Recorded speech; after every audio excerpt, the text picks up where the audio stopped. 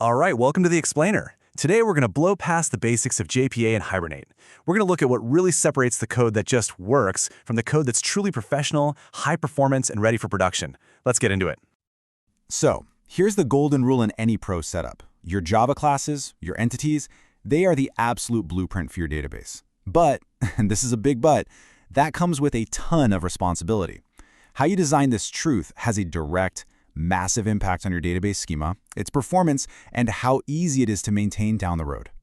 And you really got to ask yourself that, because, just going with the defaults can lead you straight into some nasty traps. So today, we're diving into the professional mindset, which always boils down to three key things: data integrity, top-notch performance, and future-proofing your whole application. And it all starts at the very beginning with the most fundamental annotations. Yeah, we've all slapped these on our code, but the real trick, the pro move, is using them with a bit of foresight to save yourself from major headaches later on. Here's your first pro tip, and it's a big one. Always explicitly name your tables. Why? Simple. Different databases play by different rules. One might default to camel case, another to snake_case. This one tiny explicit change makes your schema portable and prevents a world of hurt when you need to migrate. Now, think of these column attributes as your database's safety net.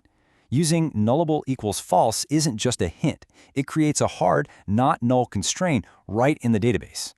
Updatable equals false is perfect for protecting fields like a created at timestamp from ever being changed. And column definition? That's your escape hatch for using specific database features like JSONB. You're literally baking integrity right into the schema. Okay, so with that foundation in place, let's level up and talk about something that trips up so many developers and is a huge source of data corruption: how you map your enums. In this table, it perfectly shows the difference in mindset. Using the default, ordinal, is like setting a time bomb. The second you reorder the values in your Java enum, boom, you've just silently nuked your entire production dataset. String is better, but it's still fragile. The pro choice is the attribute converter. It lets you define a stable, custom code, giving you total freedom to refactor your Java code without ever risking your data. Okay, let's be blunt here. If you see java.util.date in any modern code base, it is a massive code smell. It's old, it's not thread safe, there is just zero reason to use it anymore. The modern Java time APIs, like local time, are natively supported in JPA. It's such an easy switch, and it makes your code way safer and cleaner. Just do it. All right, let's switch gears and talk about structure. You can often spot amateur code by how bloated the entities are. Professionals don't just let that happen. They actively design their entities to fight complexity right from the start. Oh, we have all seen this. Maybe we've even written it late on a Friday. The giant user entity with 50 fields, and a dozen of them are just for the address. It's just a total nightmare to work with, to read, to test. There's a much cleaner way. So, what's the secret weapon here? It's these two little annotations working together. @embeddable lets you bundle up related fields into their own neat little class, like an address class. And then @embedded tells JPA, hey, take all the fields from that class and just flatten them into the main table. Seriously, it's just 2 steps and the impact is huge. You make a separate clean address class, then you go back to your monster user entity, delete all those individual address fields, and replace them with one single, beautiful address field. And here is the absolute best part. You get all the goodness of object-oriented design in your Java code. It's cleaner, easier to read. You can reuse that address class everywhere with, get this, 0 performance penalty. The database schema is exactly the same. It's still flat and super efficient. No extra tables, no costly joins. It's a total win-win. Ah, man, this one is a classic performance trap.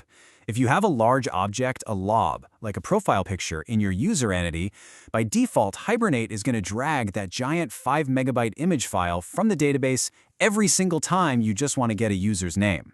The pro fix is to either make that field lazy or, even better, move it out to its own separate table. Keep your main entities lean and fast. All right, for our final pro-level move, let's talk about taking control of the actual SQL that Hibernate spits out. Look, the defaults are safe, I get it, but they are not fast. So by default, let's say you change just one tiny thing on your entity, like the last login time. Hibernate's going to generate an update statement that sets every single column. It's just blasting the database with a bunch of data that didn't even change. But watch what happens when you add one little annotation, @dynamic update. Suddenly, Hibernate gets way smarter. It looks at the object, sees that only last login changed, and generates this beautiful, lean SQL statement that only touches the columns that were actually modified. So why is this such a big deal? Well, if your table has a lot of indexes, every column you include in an update can force the database to do extra work reindexing. By only sending the changed columns, you're basically telling the database, hey, just relax, you don't need to touch these other indexes. On a busy table, this is a massive, massive performance win. Okay, and one last quick pro tip for you. Stick with field access. That's the default, and it's recommended for a reason. It means you put your annotations directly on your private fields. If you put them on your getters, Hibernate will call those methods. And if you have any logic hiding in there, it can lead to some of the most confusing, pull-your-hair-out bugs you will ever see. So there you have it. We've seen how thinking beyond the defaults is the key to building a truly professional, robust entity mapping. But speaking of defaults, there's one more big one we need to question. I mean, it's the default, right? It's the first thing we all type for our primary keys. It just works. But lurking just beneath the surface of that simple auto-int is a huge performance bottleneck that can absolutely cripple your app's ability to do efficient batch inserts. And trust me, that is a whole other can of worms, and it's a deep enough topic that we're going to save it for our next explainer. Thanks for watching.